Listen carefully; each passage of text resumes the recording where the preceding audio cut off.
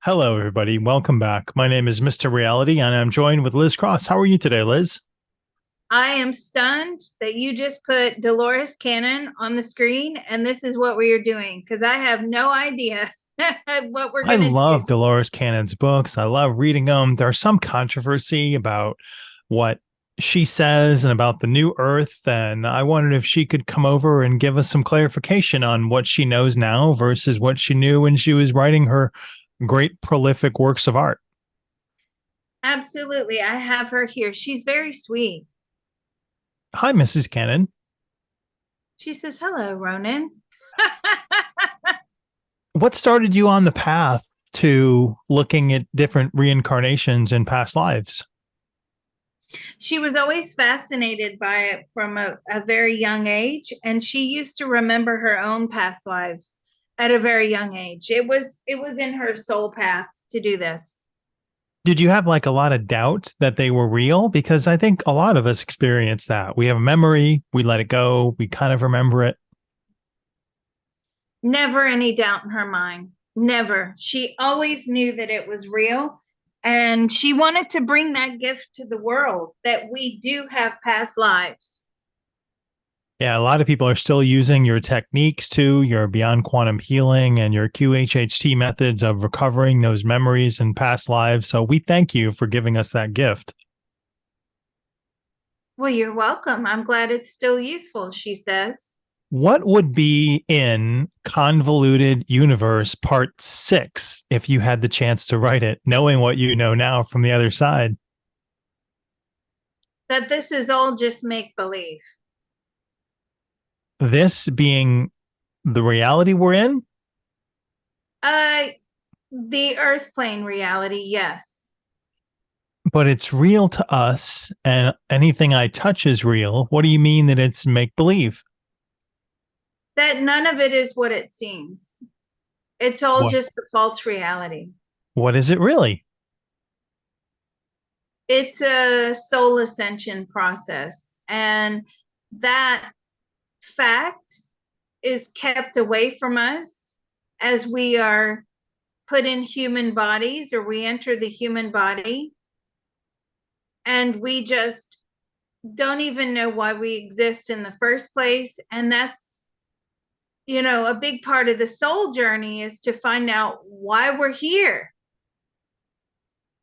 And that soul ascension process, is it the same for all of us on the earth plane? Do we all have to strive to get to that next level? Yes. Yes, everybody is striving to get to the next level. I asked her a question while you were talking, which was, if we were in full possession of the facts when we came down here on the earth plane, how would that change our perspective and our soul ascension path? And it would be void, null and void, she says.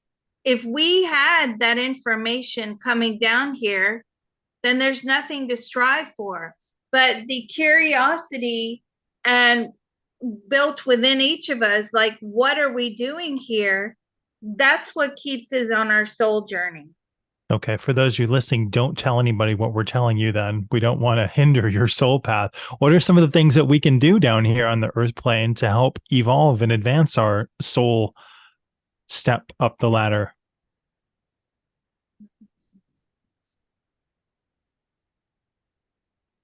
Be humble, she says.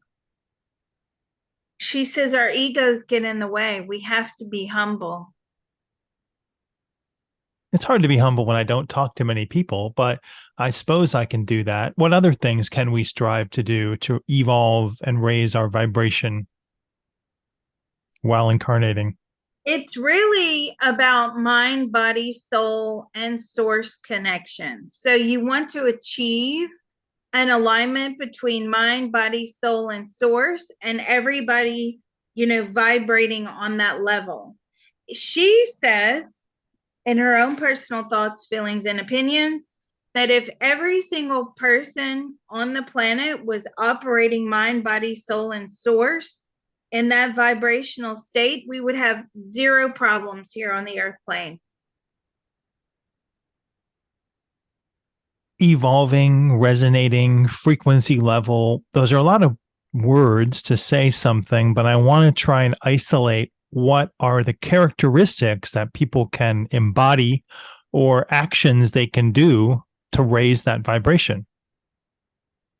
What are the actions that people can do to raise that vibration?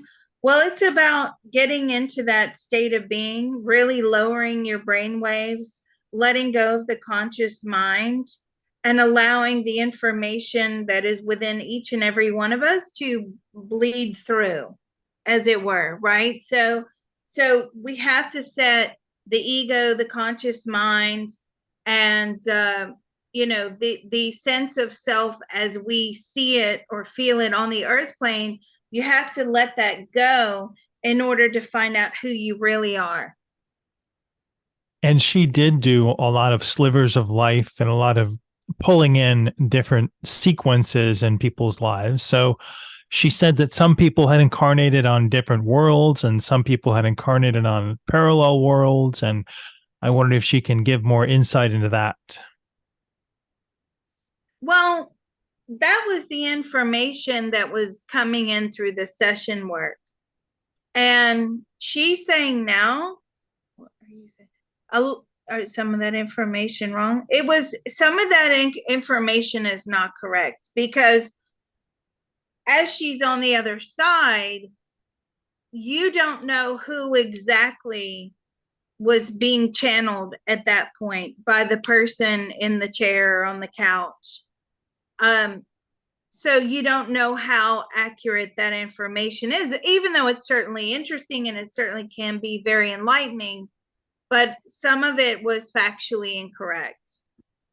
Some of that still comes through when people do QHHT sessions. So, is there a way now that she can suggest preventing misinformation coming through in one of those types of reincarnation sessions? It's about having more control over the session as opposed to just letting anything speak. Okay, even though you do the grounding and the protecting and all of that, but you really want to have a controlled session. Sometimes during the channeling, she's saying you can get like blue aliens talking to you, or you can get, fairies and wizards and whatever. And it's about having something, having more structure. And I'm not knocking the practitioners, she says. They all do a great job, and she's very proud that they're continuing her legacy. But it's about incorporating more structure. So part of that would be, somebody lists their questions. She's telling me like 5, 10 questions, whatever. And then you have a definitive target to extract that information from. A lot of times they leave it up to the soul or whatever's being channeled through, because the body becomes like a portal, and that part of it needs to be a little bit more controlled. Okay. Thank you. What would she like to tell us about where she went to as soon as she crossed over to the other side? Ooh. What did she want to find out? What was the mystery she wanted to uncover? She wanted to find out as much information about her own past lives and really get in touch with who she was outside of being the human of Dolores Cannon. And that was one of the first things she did. She wanted to be able to find that information and somehow imprint it where she can bring it back down with her again in the next incarnation. Now, what is interesting is she's going to be another Dolores Cannon type figure in her next incarnation, and it's going to be working with past lives, but on a much bigger scale and a much more modified approach. more tightly wound approach. Yes, so a more targeted approach. And I wanted to ask her what she could share about her vision of the new earth. So there was a lot of people that talk about her presentation of the earth splitting or becoming a schism and us operating on that new vibration. Can she share more insight as to when, why, and what in regards to this new earth phenomenon? So when you say new earth splitting, just for the benefit of the audience, what do you mean by that? The Three Waves of Volunteers and the New Earth was a book that Dolores Cannon mentioned. There were people coming in, incarnating here on Earth in order to prepare us for the next wave of the split between this Earth and the other Earth, where we're seeing things at a higher vibration, we're elevating ourselves, and we're living at a higher frequency from memory. But I read these books 10 years ago. So if I've erred in the synopsis, forgive me. Are we going to be living in a higher frequency? Some of us will be living in a higher frequency. I mean, that's down to the individual. Are we going to elevate as a collective into a higher frequency? No, because that would override the soul contracts, and you can't do that. Is the new Earth in a different solar system? Is it in a different galaxy? Solar system. It's actually off of the Earth plane. So it's a non physical Earth? Yes. Why are all of us here soul bound or locked to the planet Earth in our incarnation cycle? Because there's nowhere where else for us to go as humans. There's all kinds of places. I can count them. There's billions and billions of stars with planets that can support life. Not in the way that Source wants it to be. Okay, so I understand what you're saying, but the way that the design, this design that we're living in, this body that we're living in, is purely designed to fit in with the physical earth plane existence. It's almost like that would have to be a whole new universe or a whole new source or a whole new structure to have different beings living on different planets. She's telling me. She's saying it would be far more complicated. So, and almost too much.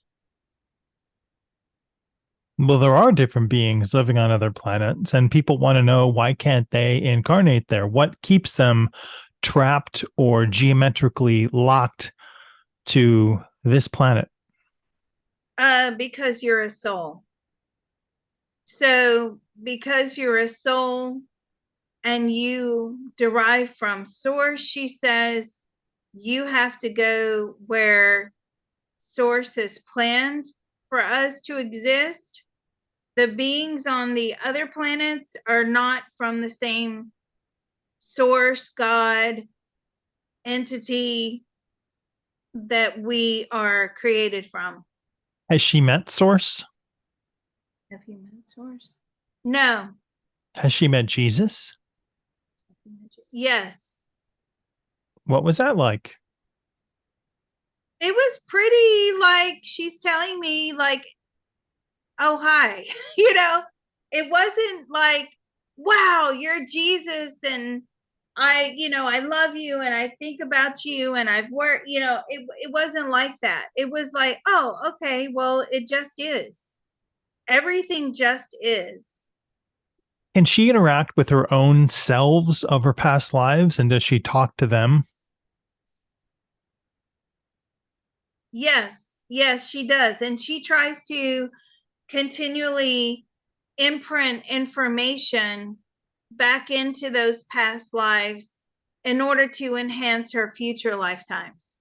Are they like secondary orbs of energy? Do they have their own physical consciousness, personality? How does that interaction look like?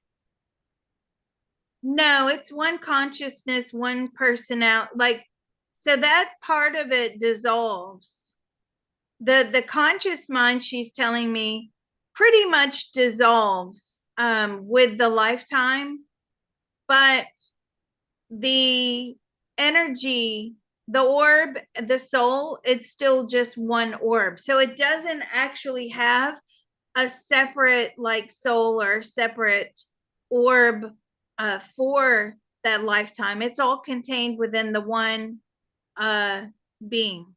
Another thing that she mentioned is that we are, as a species, all one. And does that tie in with our dissolution of our individual consciousnesses upon death? Yes, I mean, yeah. So, as in, we all fade into one when we get to the other side. I'm sorry, I'm not sure Well, I the understand. human aspect of different people, when you see someone walking, they're just a fracture of the soul spark that they are a part of you and you're a part of them. Does she still believe that from the other side's perspective? Oh, absolutely, because ultimately we all came from one source. So we are all related, we are all connected, we all are bonded together energetically, which is how, what a timely question, because what she's saying is, this whole thing about the wars that are taking place, most recently the one that just broke out over the weekend,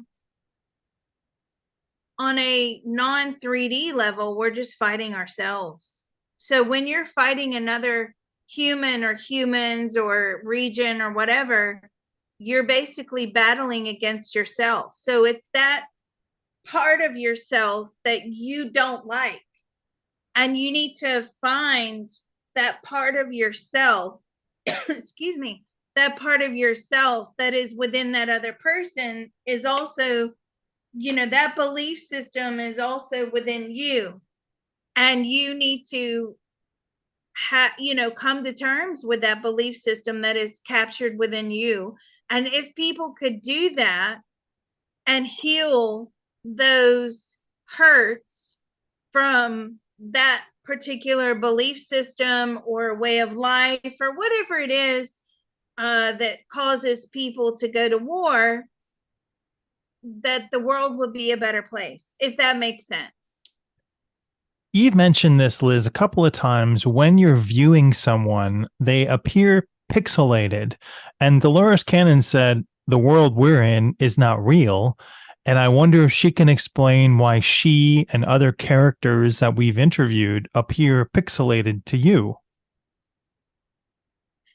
Oh, that's a good question. Why do they appear pixelated? Because they're projecting their energy, and they have to project it in a very non-threatening image that I can understand and I connect with. If they just came down as like, what a shadow, or I wouldn't be able to connect that well with them. I like to be able to see who I'm talking to, describe who I'm talking to. Like, as Dolores is projecting herself to me now, she's projecting herself much younger than those photographs that you had on the screen. It's still her, but she's like, I was slimmer. I was slim then. I'm like, Weren't we all 20 years ago? yeah, really. And she's laughing about that. And she's like quite proud of her hair. And she says, I had good teeth and good skin and I was trim. She's giggling. She goes, oh, my fans will get a kick out of that. But the spirit has to present itself in a holographic format. So I can recognize it and I can understand it. And it's just another way to communicate. Do we have the ability to project those types of consciousness or conscious frames to people while we're on the 3D plane, or is it a special skill you get when you level up or cross over? Here on the earth plane in a human body? Not really. No, we can't do that in a on the earth plane in a human body. But why is it a special skill for when we cross over? Because we're not bound by a body, therefore we can morph into whatever it is that we need to communicate with. What surprised her the most when crossing over?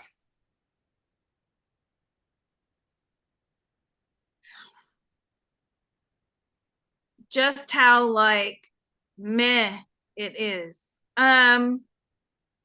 She's like, and I'm saying, really? And she says, well, I mean, you have the love and the joy and the peace and the reunions and the, seeing souls that you haven't seen maybe even for several lifetimes. She says, but once that effect has taken place, you're just sort of up there planning, and you're getting ready for your next lifetime.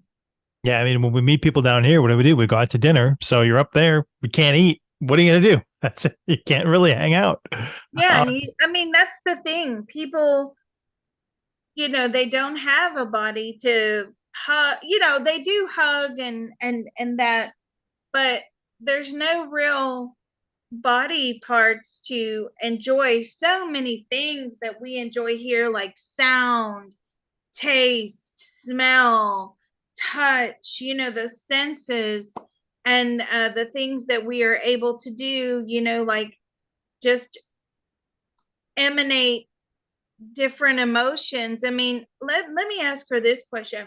So when we're up in the spirit world, do we actually drop all of the bad emotions that we may have carried with us? And she says no. But what happens to those emotions when we're in the spirit world? Because we always see like joy, love, peace. She says they're still there, but they're just not important. Those emotions are really only important for the earth plane existence. They're not important up there. A friend of mine always asks me, why do we have to hurt so much down here? Can't we turn down the pain level? So I want to ask her directly, why do we have to have so much pain, so much emotion to the degree down here if it's not up above on the other side? Well, in order to not have as much hurt, pain, and suffering, that needs to be in the soul contract before you come down. She's telling me, and I agree with her on that. And she's saying, but suffering is good. Ultimately, suffering is good for the soul. Well, congratulations, everyone listening. You're going to do great when you get up on the other side. If your life is terrible here, I want to ask her, what can people do in their daily lives to help center themselves and help find clarity for their life's purpose, which a lot of people seem to be fading in and out directionless now? Well, yeah, the more you detach from your emotions, right? The more you become removed from your soul's purpose. And she's telling me, and I can understand what she's saying. So there's two different purposes. There's the soul purpose and there's the human life purpose. And even though you think you may be living the human life purpose, it could be completely in contradiction to the soul purpose. How do we find out which is which? It's a knowing. You know when you're feeding your soul. You instinctively know what is good for the soul and what is morally wrong for the soul. And if you can connect and on a regular basis and get that alignment in place with the mind, body, and soul, you'll just know. Well, thank you very much, Liz Cross. Thank you, Dolores Cannon. We'd love to talk to you again sometime, but I wanted to get your opinion on everything that's happening and what you've done since you crossed over. Okay, Liz, thank you so much. One Yes. final thing she wants to add. She says going forward to have a more structured BQH, QHHT session, they can use me as their target. So instead of just having like, all kinds of stuff coming through, I mean, even sometimes they have witches, and because you're opening that portal, you're opening that gateway. So anything can bleed through. And she says a lot of time is wasted as well, just letting all these entities and things talk. It may not necessarily benefit the soul and the person that is undergoing the session. And if you ever have issues with that, or you want to inject more structure, then you ask the person to make a connection to me, she says, and I can help guide the session to whatever it is they need to know about themselves. So I think that's a really positive message from Dolores Cannon. Absolutely. Thank you so much, Dolores Cannon. Thanks everybody out there for listening. If you're not a member of Liz's Patreon, go over to patreon.com/remote viewing and beyond. And Dolores Cannon, thank you so much. Always inspirational, even on the other side.